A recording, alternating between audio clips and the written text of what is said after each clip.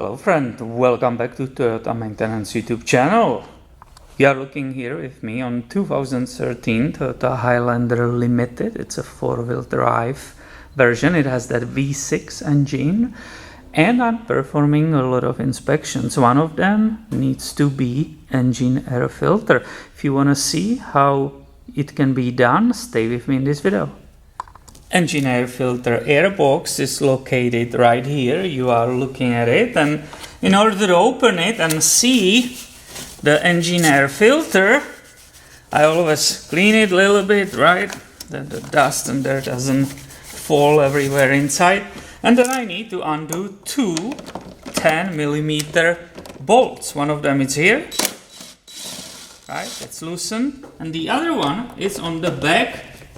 Right there. I believe it wasn't tightened, that one. This one was, this one wasn't. So how do I get inside? How do I see the filter? I will be pulling this airbox towards to me. First it goes up, and then I wanna undo it here from these brackets. And look at you. Here we go. This should allow me to lift that puppy out, and we can see that this car is getting relatively good maintenance, and I will say this filter can still work for someone.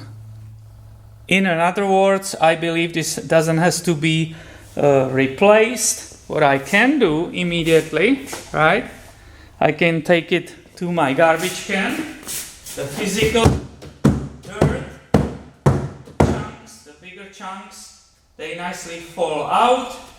I believe this is still really nice. I can perfectly see through it, so I will definitely put this one back and not recommend replacing. And when you are putting it back, pay attention to the shape. There are three corners which are round. One of them has the sharper, non-rounded edge, and that basically goes towards to the front corner of the vehicle on the driver's side.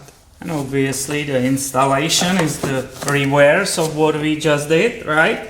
So as I said, nicely, correctly put the filter in the place, right? Now I have to focus on these tabs right here to put them correctly in the back there. Here one of the hoses popped off, so always pay attention to that. You don't have a vacuum leak, right? And I can see it's perfectly in the place. The hose goes back, and both bolts, those 10mm, I will carefully, without stripping the thread. See, this is tight already.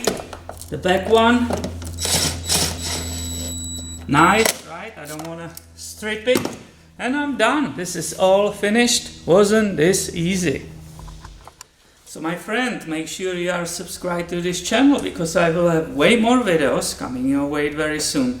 Thanks for watching today, and have a wonderful day.